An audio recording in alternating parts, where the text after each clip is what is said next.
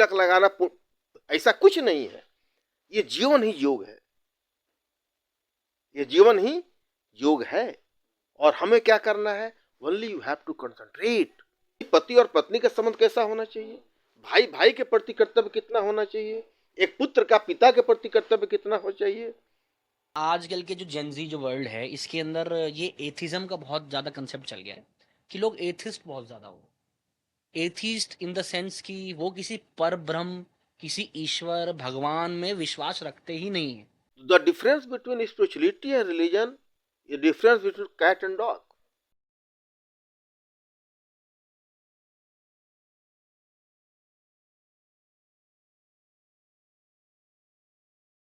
नमस्कार सभी को, आप सुन रहे हैं विशेष को और देख रहे हैं विमर्श विद विशेष। आज का जो हमारा विषय होने जा रहा है वो विषय है आजकल के युवाओं के लिए। आज के आधुनिक ज़माने में युवाओं को अध्यात्म में कितनी रुचि है, क्या सच में वो अध्यात्म का सही मतलब समझते हैं, धर्म अध्यात्म में क्या अंतर होता है, और स्पिरिचुअल होने के साथ साथ वो अपने उस क्वालिटी को अपने प्रोफेशनल लाइफ में कैसे कैपिटलाइज कर सकते हैं। आज उस विषय में हम बात करने जा रहे हैं। उस विषय पर चर्चा करने के लिए आज हमारे साथ मौजूद हैं श्रीमान पुष्कर सिंह जी। कैसे हैं वैसे आप? कंफर्टेबल? पुष्कर जी को बचपन से ही रुचि रही है अध्यात्म के अंदर, तो आज एक तो परिचय हम भाई साहब से लेंगे कि कैसे इनकी रुचि आई इसके अंदर, कैसे वो इस विषय के अंदर इतना घुस पाए कि आज ये इस बलबूते पे पहुंचे हैं कि उस विषय के बारे में आज हम सब युवाओं को कुछ बारीकियां बता सकें। तो पहले तो आप थोड़ा सा अपना परिचय दे दीजिए पुष्कर जी, कि आप कहाँ से आते हैं, कहाँ रहते हैं, और कैसे स्पिरिचुअलिटी के अंदर आपका घुसना हुआ। मेरा नाम पुष्कर कुमार सिंह है। मैं बिहार के भागलपुर जिले से आता हूँ और मैं डिप्लोमा इन माइनिंग इंजीनियरिंग किया था, लेकिन मुझे नौकरी में रुचि नहीं आई। फिर मैं कुछ पांडिचेरी आश्रम रहा, श्रीबिंदु का फॉलोअर हुआ, डिफरेंट आश्रमों में गया। बचपन से ही मुझे अध्यात्म से एक रुचि थी। रुचि मुझे क्या थी? कहते हैं कि अगर आप भगवान को चुनते हो तो भगवान के द्वारा आप पहले ही चुने जा चुके हो। तो मैं मुझे रुचि थी या नहीं थी मैं नहीं कह सकता, क्योंकि मुझे भगवान के अंदर रुचि थी हुई इसलिए कि भगवान ने मेरे जन्म के पहले ही या जन्म के साथ ही मुझे चुन लिया था, और इसीलिए भगवान ने ही मुझे खींच कर ले गया। क्योंकि मनुष्य ईश्वर को तब तक नहीं प्राप्त कर सकता, ईश्वर की ओर तब तक नहीं झुक सकता जब तक वह ईश्वर के द्वारा चुना नहीं जा चुका है। चलिए, आपने ईश्वर की बात की पुष्कर जी, आपने भगवान की बात की, तो जब हम ये मतलब लेमैन लैंग्वेज में बोलूंगा ताकि आप लोग कनेक्ट कर पाए, जो पंडित होते हैं, जो ब्राह्मण होते हैं, जो धार्मिक बातें करते हैं, वो भी ईश्वर की बात कर रहे हैं, वो भी भगवान की बात कर रहे हैं, आप भी ईश्वर भगवान की बात कर रहे हैं। तो ये अध्यात्म का जो जो हम धार्मिक को अलग शब्द बोल देते हैं, अध्यात्म शब्द अलग है, ये अलग क्यों है? अध्यात्म का सही मायने में अर्थ क्या है, एक बार समझाइए। मदर ने कहा कि पूछा गया कि what the difference between spirituality and religion. The difference between spirituality and religion, ये difference between cat and dog. धर्म, रिलीजन जो है वह सीमितता है, आध्यात्म अनंतता है, स्वतंत्रता है। जब हम धार्मिक होते हैं तो हम नियमों में बंधते हैं, उस फ्रेम की तहत अगर हम काम करते हैं तब तो हम धार्मिक हैं। उस फ्रेम से बियॉन्ड अगर हम चले जाते हैं तो तुरंत हम अधार्मिक कहे जाते हैं। कोई भी धर्म में एक सीमा है, एक नियमन है, उस नियमन के तहत आपको जीना है। और आध्यात्म इस नियमन को तोड़कर अनंत आत्मा की ओर, अनंत आनंद की ओर, असीमित आनंद की ओर अपना पग बढ़ाना है। अध्यात्म प्रकृति के नियमों को तोड़कर भी अनंत परम ईश्वर के चेतना को प्राप्त करना है। और धर्म शास्त्रीय ज्ञान मनुष्य के मन की सीमितताएं हैं, और इस सीमितता के अंदर ही रहना धार्मिक लोग होते हैं। और स्पिरिचुअलिटी एक अलग चीज है, वो इससे बियॉन्ड है। जो हम इससे क्रॉस करते हैं, एक अनंत आनंद की ओर बढ़ते हैं, परम आनंद की ओर बढ़ते हैं, सारी सीमाओं को छोड़ देते हैं। श्री कृष्ण ने कहा अर्जुन को कि सर्व धर्मानि परित्यज्य मामेकं शरणं व्रज अहम त्वां सर्व पापेभ्यो मोक्षयिष्यामि मा शुचः। जब अर्जुन इन्हीं नियमों और ही धर्मों की बात करता है, तो अंत में श्री कृष्ण सबसे अंत में यही कहते हैं कि सारे धर्मों को तोड़कर तू एकमात्र मेरी शरण में आ जा, मैं तुम्हें पाप और पुण्य से मुक्त कर दूंगा। यानी कि धर्म में पाप और पुण्य है, सुख और दुख है, द्वंद्व है, सीमितताएं हैं। आज जब सारी सीमितताओं को छोड़कर हम अपनी पूरे मन से अपनी क्रियाओं को, मन से अपने विचारों को, शरीर से अपनी क्रियाओं को और प्राण से अपनी सारी भावनाओं को जब हम एकमात्र परम ब्रह्म परमेश्वर में समर्पित कर देते हैं, तो उस चेतना को जब हम प्राप्त कर लेते हैं, तो हम उस आनंद से आनंदित हो जाते हैं जिस आनंद के साथ परम ब्रह्म परमेश्वर ने संसार का निर्माण किया। चलिए, आप परमात्मा और परम आनंद की बात कर रहे हैं। पुष्कर जी, परमानंद क्या है? देखिए, मैं ये पॉडकास्ट का मेरा उद्देश्य है, विषय भी हमने ऐसा चुना कि आजकल का जो युवा है, मॉडर्न वर्ल्ड का जो यूथ है, वो अपने प्रोफेशन में अच्छा करना चाहता है। अब बीइंग बोर्न इन इंडिया, बचपन से ही बच्चों को संस्कार दिया शुरू कर दिया जाता है कि धर्म से रिलेटेड, भगवान, ये सारी चीजें। तो इस चीज का प्रयोग स्पिरिचुअलिटी के साथ साथ चल के वो अपने प्रोफेशनल लाइफ में अच्छा कैसे कर सकता है? जैसे आपने बात की कि परमानंद फ्री, लेकिन पुष्कर जी देखिए, फ्री होके सारे बंधनों से फ्री हो जाना, तो फिर तो ना वो पैसे कमाएगा, ना वो कोई कर्म करेगा। तो आप थोड़ा इस तरह से समझाइए कि इन सब चीजों को कैसे वो सोचकर अपने प्रोफेशनल लाइफ में अच्छा कर सकता है। सिंप्लीफाई कर रहा हूं कि फ्री मतलब उद्दंडता नहीं है, फ्री मतलब अपने संबंधों को तोड़ देना नहीं है। नहीं, फ्री का मतलब अपनी नैतिकताओं को विघटित कर देना नहीं है। नहीं, फ्री मतलब है, परमानंद का मतलब है कि अपनी नैतिकताओं की जो बंधन है। अब एक आपने युवा की बात कहा, भाई आध्यात्म, इसीलिए यही तो है अध्यात्म, जीवन ही तो योग है। जीवन के हर क्षण में अध्यात्म है, जीवन के हर खेल में अध्यात्म है। एक युवा काम करता है, ठीक है, you can be A best athlete, you can be a great professor, you can be a great scientist, you can be a great saint, but one thing is always indispensable. This is the concentration of the mind. और यही योग है, concentration of the mind. जब हम अपने जीवन में एक बार निर्णय कर लिए कि फॉर व्हाट पर्पस आई है बॉर्न, अपने सारे विचारों को छोड़कर, संसार के सारे सुझावों से हटकर, आप हर युवाओं को पूरे संसार सुझाव आता है, ये करो, ये करो, ये कर लो, ये हो जाएगा, ये करो, ये हो जाएगा, ये शॉर्टकट मार लो, ऐसे चले जाओगे।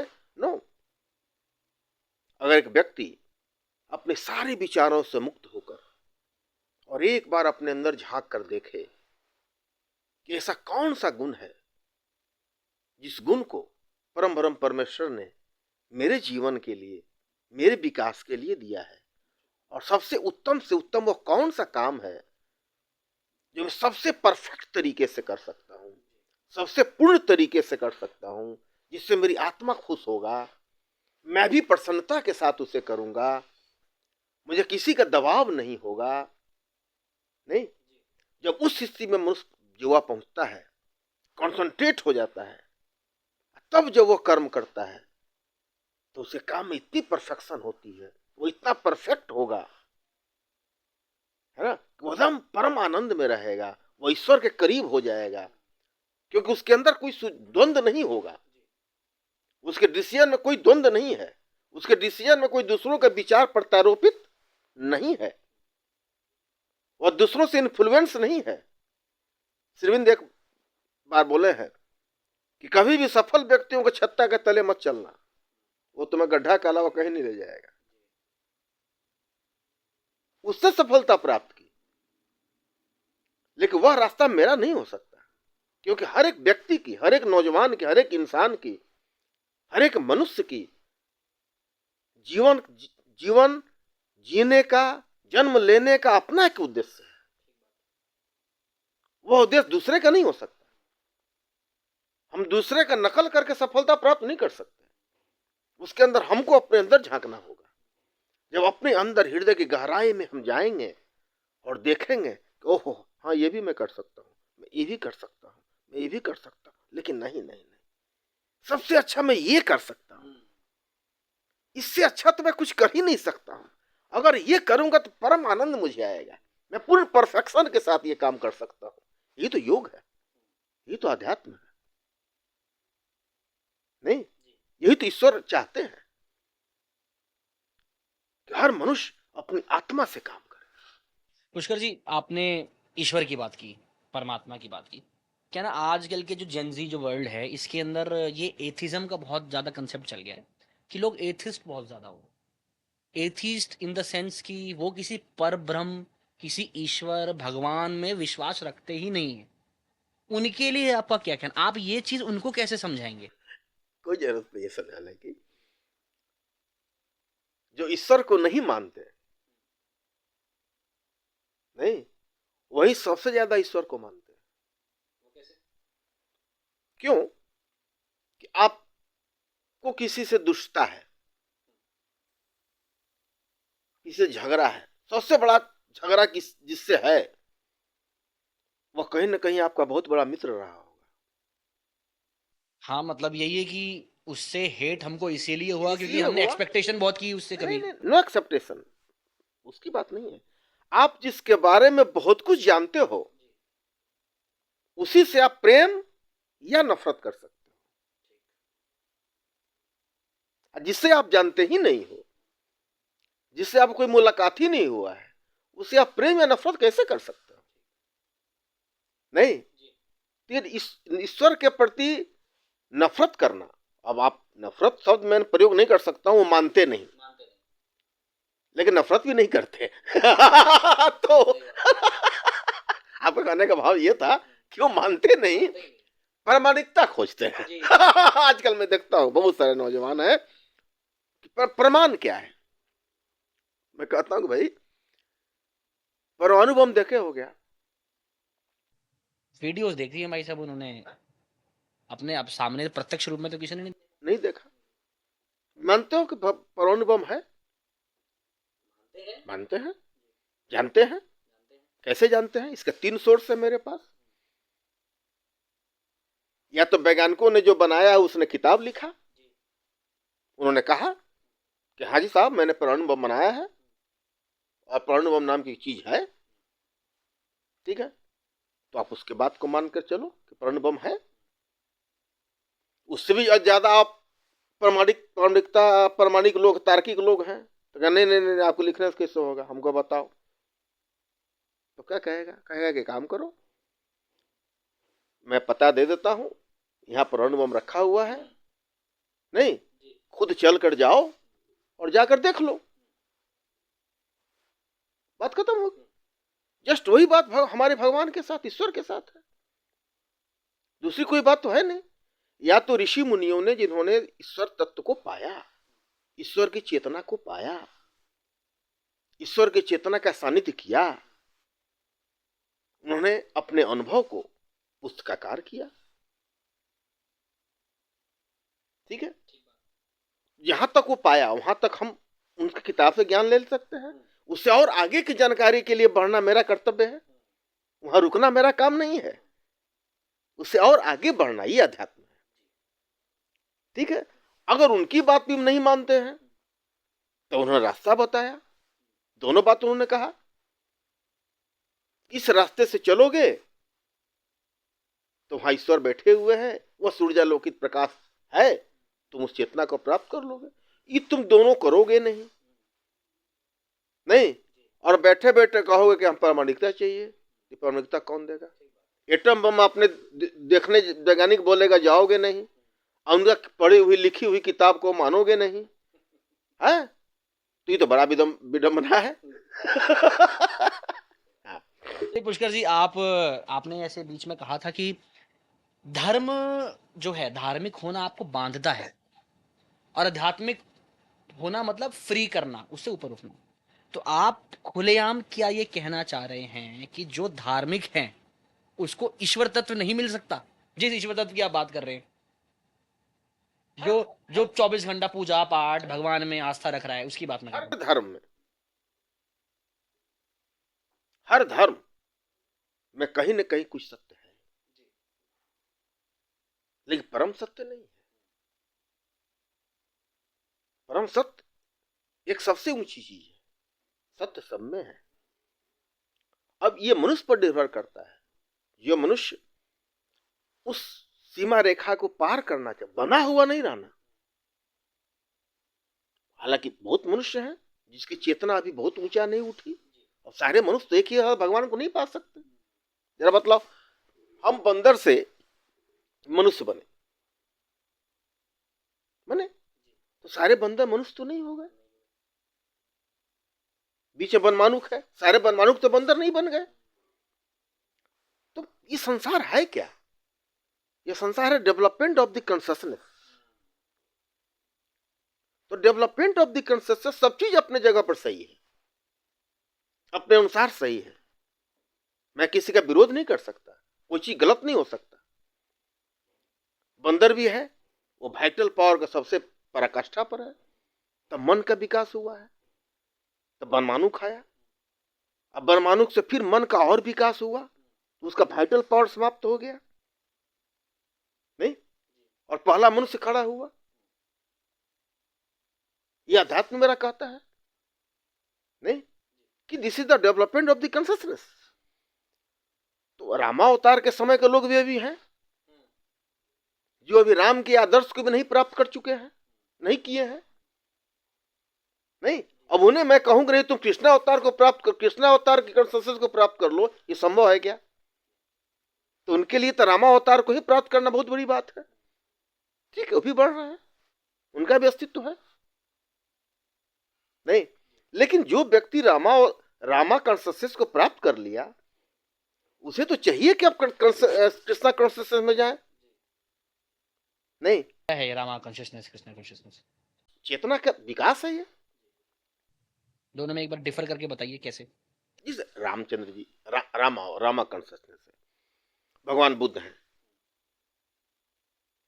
हम सबकी बात कर सकते हैं, शंकराचार्य जी हैं, इन्होंने एक साधना की, एक चीज पाया, एक कॉन्शियसनेस को पाया, वहां तक उन्होंने कह दिया नहीं। कहा कि भाई शंकराचार्य ने क्या कहा कि एको ब्रह्म जगत मिथ्या, चलिए वहां तक उन्होंने पाया। भगवान बुद्ध ने मोक्ष की बात कही कि संसार में सुख और दुख से मुक्त होने के लिए बस मोक्ष की प्राप्ति कर लो। भाई मोक्ष की प्राप्ति, ये हम कटाक्ष नहीं कर सकते हैं, विरोध भी नहीं कर सकते हैं, ठीक है, वहां तक कहा, लेकिन उसके बाद भी है नहीं है? जो वेद ने कहा नेति नेति, और आगे है, और आगे है, और आगे है, हम वहां तक पहुंच गए। जो मनुष्य अगर मोक्ष तक पहुंच गया, मुक्ति तक पहुंच गया, रामचंद्र जी क्या थे? रामचंद्र जी ने किसकी स्थापना की? पुरुषोत्तम राम थे, मर्यादाओं की। यानी उस समय की सृष्टि में, उस समय के जो मनुष्य थे वो मर्यादा में नहीं थे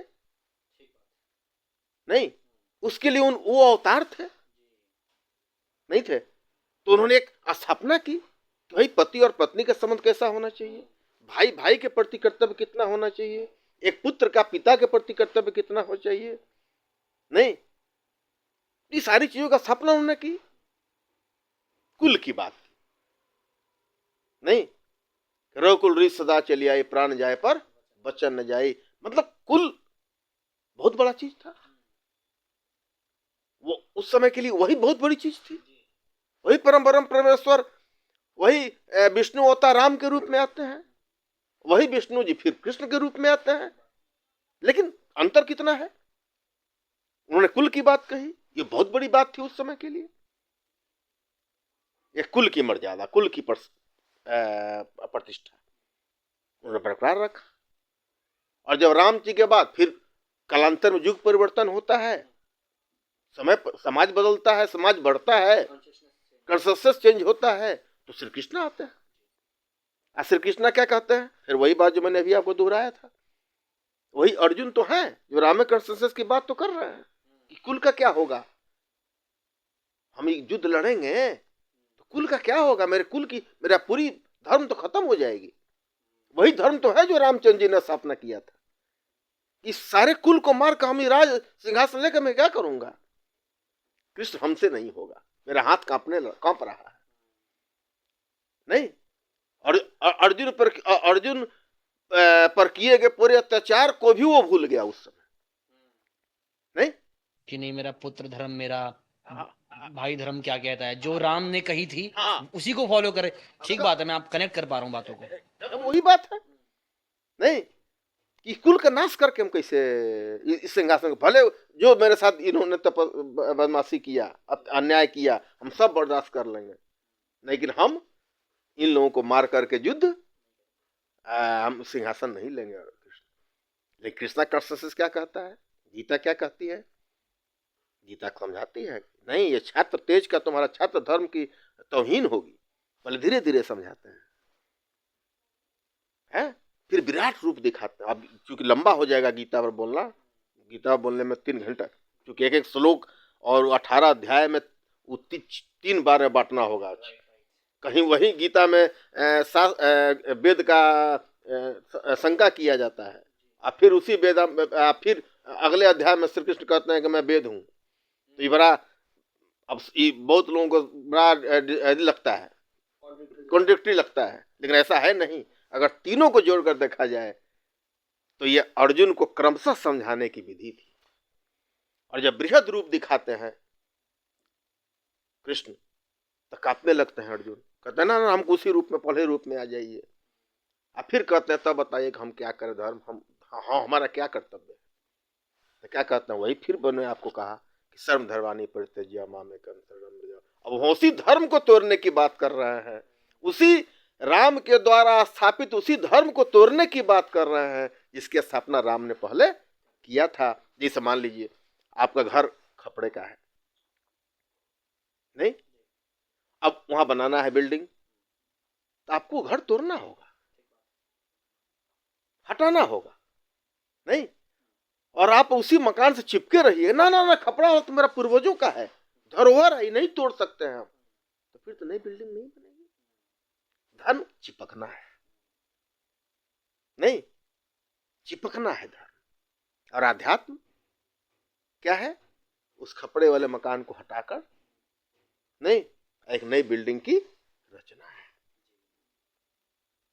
मैं एक बात और बताता हूं जिसे समझो।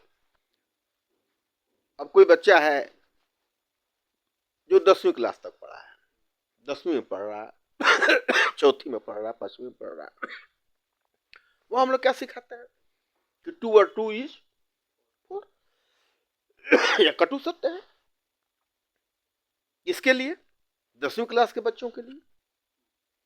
और जब वही बच्चा 10वीं क्लास पास करके इंटर में जाता है, जब प्रोफेसर पढ़ाते हैं तो कहते हैं नो, 2 + 2 इज नॉट 4, नहीं, क्योंकि वहां जोड़ने की एक नई पद्धति आ जाती है, कैलकुलस पद्धति आ जाती है, और वहां होता है कि नहीं 2 + 2 is not 4, 2 + 2 is 4i, where i is the error है।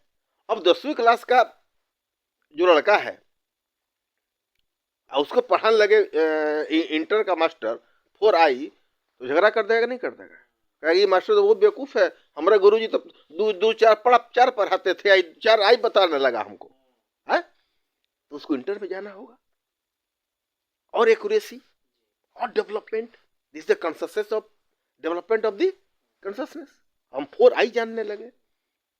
नहीं, तो ये है आध्यात्म और धर्म में अंतर। जहां तो नौजवानों की बात आपने कही, तो नौजवानों को मैं यही संदेश दूंगा कि अध्यात्म कोई अलग चीज नहीं है, तिलक लगाना ऐसा कुछ नहीं है। ये जीवन ही योग है, ये जीवन ही योग है।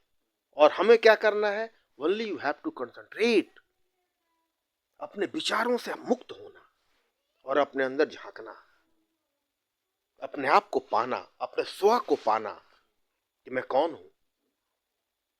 संसार कहां है? आखिर आदमी आज सोच क्या रहा है? सोचो तो सही।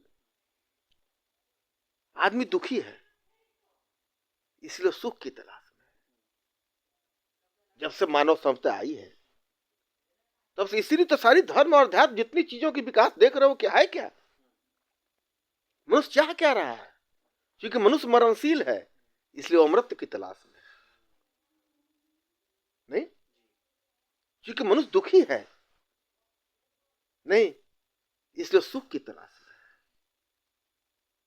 क्योंकि मनुष्य द्वंद्वों से घिरा हुआ है, इसलिए द्वंद्वों से मुक्त होना चाहता है, जहां द्वंद्व ना हो, नहीं, जहां बेचैनियां ना हो। ये तो चाहता है मनुष्य, इसी की तो यात्रा है मनुष्य की यात्रा।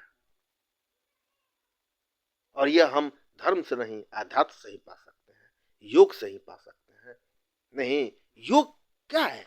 अपने पूरी आत्मा को परम आनंद से मिलाना, पूर्णत्व की प्राप्ति करना, हर चीज जानना, इस प्रकृति को जीत जाना।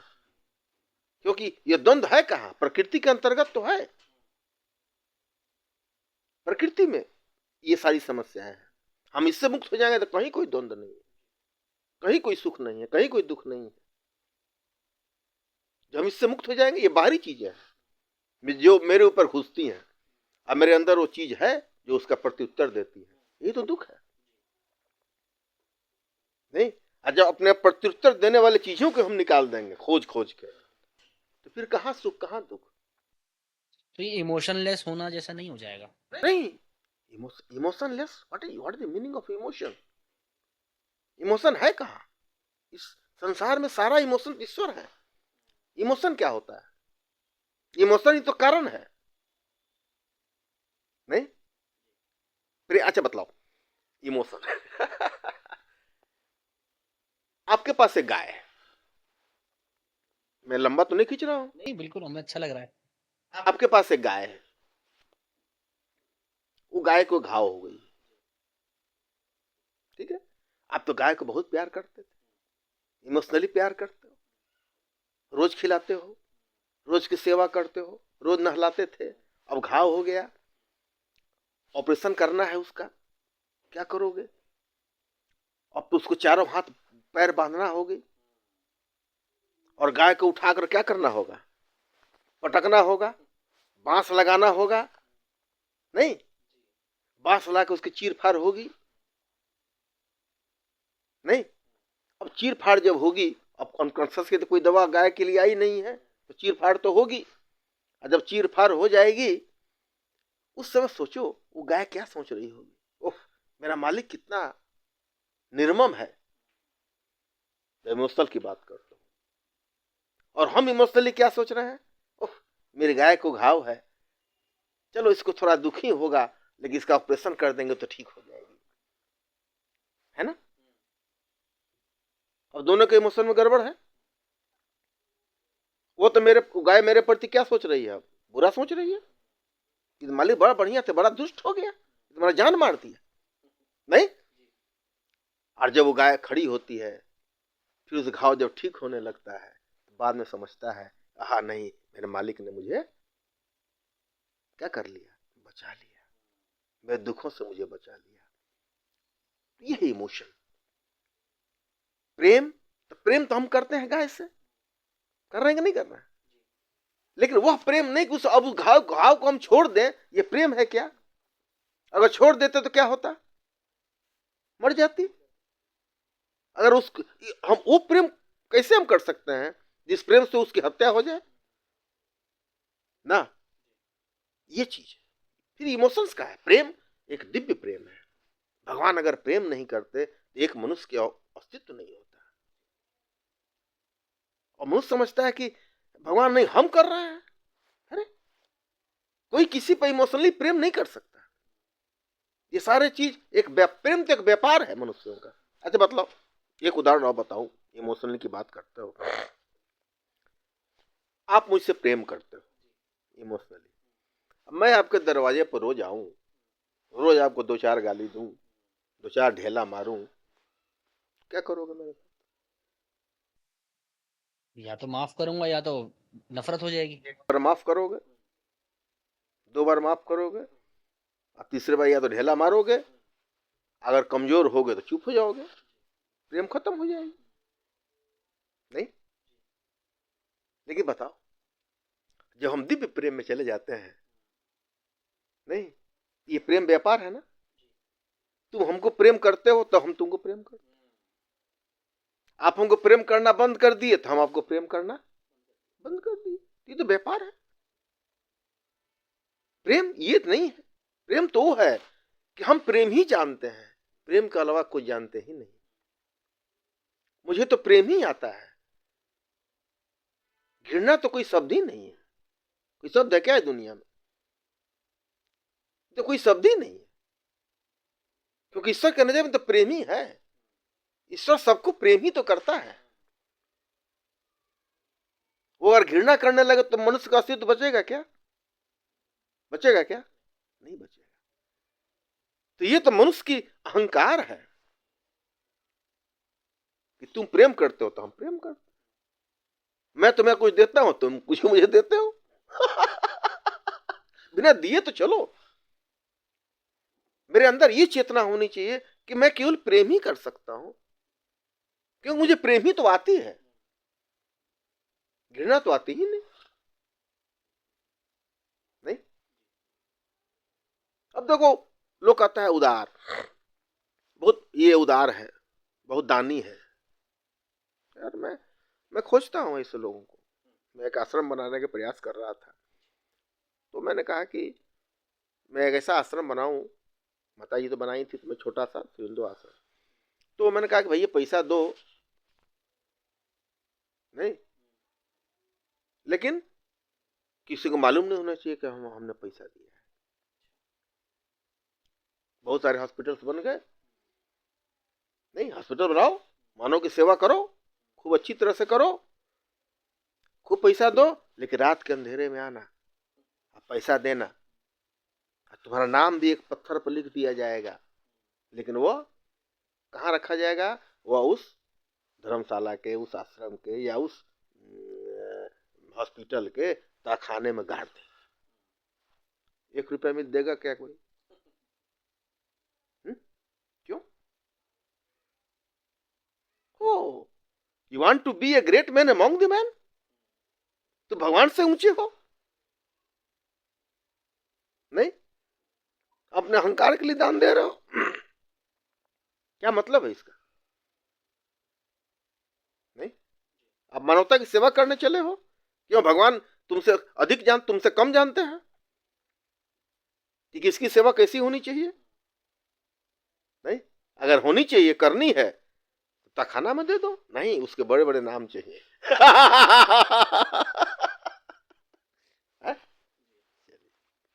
चलिए पुष्कर जी, बहुत ही इनलाइटनिंग ये पॉडकास्ट अभी तक रहा है, बहुत कुछ जानने को मिला है। सबसे बड़ी चीज़ तो धर्म और अध्यात्म में क्या अंतर होता है, मुझे लगता है कि आप लोग काफ़ी अच्छे से समझ गए होंगे, क्योंकि मैं तो बहुत अच्छे से समझ पाया हूँ। फिर अभी और कोई क्वेश्चन होगा तो हमसे पूछेंगे, तो मैं उसका जवाब। बिल्कुल। अगर आप आज के युवा को कोई संदेश देना चाहें, जो इतना धार्मिक नहीं है, जो इतना पूजा पाठ नहीं मानता, और जो इतना फिलहाल आध्यात्मिक भी नहीं है, एक वो, और जो ऑलरेडी एक लेवल पे पहुंच चुका है, उनके लिए कोई आप ऐसा कुछ मूल मंत्र बताना चाहें कि अगर आप ये अपने जीवन में अपना लें तो आप अपनी प्रोफेशनल लाइफ में, आगे के जीवन में, परिवार हो, संबंध हो, उसमें भी अच्छा कर सकते मैंने अभी सारी बातें मैंने कह दिया। हैं। जी। You can be mother's clinic, you can be a great athlete, you can be a great scientist. Huh? Only one thing is indispensable. This is the concentration of the mind. पहले अपने संसार के विचारों को छोड़कर, क्योंकि तब आप फुटबॉल बन जाओगे। वो कहेगा ये करो ना, तुरंत हो जाएगा। अब इतिहास नहीं, भूगोल से पढ़ो ना, बीपीएससी करो ना। नो, पहले अपने आप को कंसंट्रेट करना, अपने अंदर झांकना, किसमें सबसे उत्तम काम कौन कर सकता नहीं। और जब वो मिल जाए, मिल जाता है, जब वो मिल जाए बस उसके अनुसार ही काम करना, अपनी आत्मा से काम करना, किसी के सुझावों से काम नहीं करना, अपने अंदर से ही ज्ञान प्राप्त करना, है ना। और कैसे प्राप्त करना, बस ध्यान, 1 मिनट 10 मिनट कोई काम को रुकना। उसका एक सिग्निफिकेंस बता देता हूं भाई। जिस काम को करने से मन में दुख हो, बेचैनी महसूस हो ना, ये ठीक नहीं है। एक चीज है अंदर जो बहुत धीरे से फुस से कहती है, no it is not for you, कहती है। केवल उस पर ध्यान देना, नहीं, अगर उस पर ध्यान दे दिए तो तुम सफल व्यक्ति हो गए। यही अध्यात्म है। अध्यात्म कोई बहुत बड़ा चीज नहीं है। अध्यात्म माला जपने की जरूरत नहीं है, मंदिर जाने की जरूरत नहीं है, अगरबत्ती दिखाओ नहीं दिखाओ इससे कोई फर्क नहीं पड़ता, नहीं, क्योंकि सबके अंदर भगवान है, हम सबके अंदर ईश्वर है। हम केवल अपने अंदर के ईश्वर अपने हृदय की गहराई में बैठे। एक सिग्निफिकेशन यही है, कौन काम करे और नहीं करे। तो जिस काम को करने से मन में थोड़ी बेचैनी महसूस हो, दुख महसूस होता है, एक बार अपने आप को कंसंट्रेट करो, क्या मैं ये करने से मुझे सुख मिल रही है कि नहीं। एक चीज है जो कहेगा तुमको नो, एक ही बार कहेगा, लेकिन आपका अहंकार आपको फिर गलत रास्ते पर ले जाएगा। वहां रुकना, नो रुको।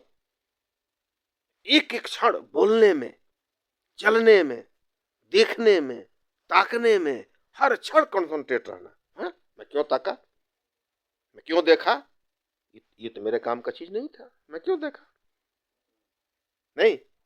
धीरे धीरे धीरे धीरे अपने विचारों, सारे दुनिया के विचारों से कटना और केवल अपने काम पर कंसंट्रेट हो जाना।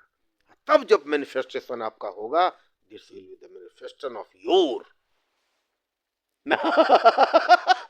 आखिरी प्रश्न है पुष्कर जी कि चलिए आपने बात की कि अपने अंदर झांकना, अगर अंदर से आवाज आ रही है हाँ दिस इज फॉर यू, तो वो काम करना।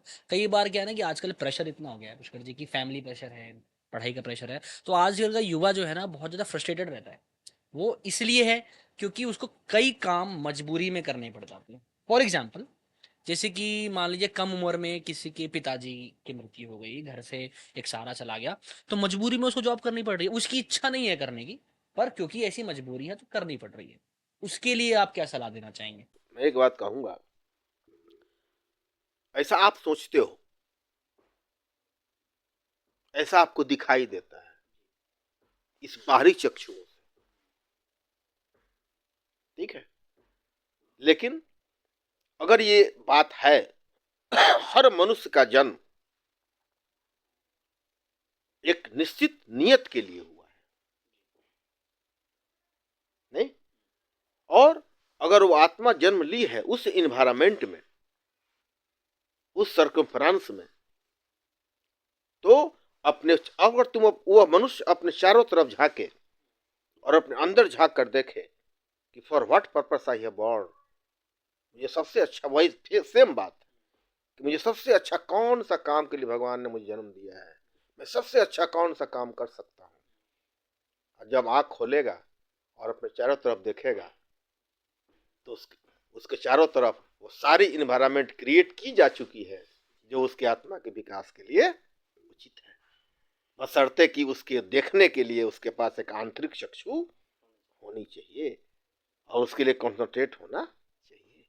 अगर वो वही बात बाहरी क्रियाओं से, प्रतिक्रियाओं से अगर मैं जूझता रहेगा तो फिर वही सब, बाप पिता मर गए तो कमाना है, ये करना है, वो करना है, फुटबॉल हो गया वो, नहीं, फुटबॉल नहीं होना, चौराहे का फुटबॉल नहीं होना, केवल अपने अंदर झांकना।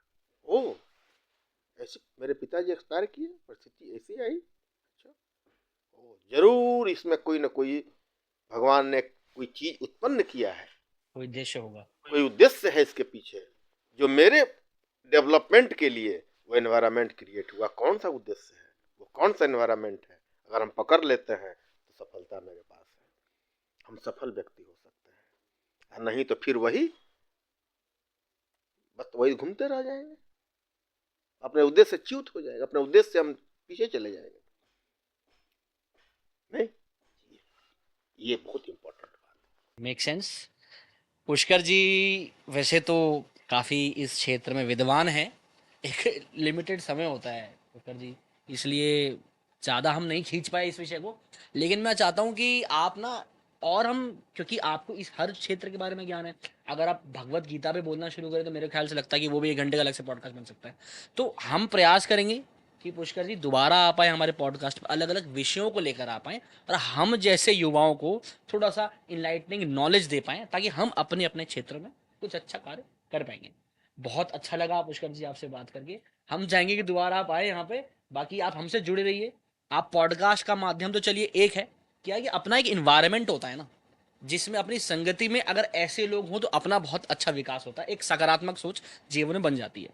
चलिए, तब तक के लिए अपना ध्यान रखिए, मिलते हैं अगले पॉडकास्ट में। आप सुन रहे थे विशेष को, और देखते रहिए विमर्श विद विशेष। नमस्कार। अगर आपको हमारा कंटेंट पसंद आ रहा है तो हमको सपोर्ट करना ना भूलें। आपका एक लाइक और एक शेयर ही मेरे लिए बहुत ही बड़ा प्रेरणा का काम कर सकता है। हमारे चैनल को सब्सक्राइब करिए, हमारे वीडियो को लाइक करिए और वीडियो पे कमेंट करना ना भूलें, ताकि हमें भी पता चल सके कि हम क्या सही कर रहे हैं और क्या गलत कर रहे हैं, और उसको सुधारने के लिए और हमें क्या करना चाहिए। जल्द ही मिलते हैं अगली वीडियो में। तब तक के लिए अपना ध्यान रखिए और देखते रहिए विमर्श विद विशेष। नमस्कार।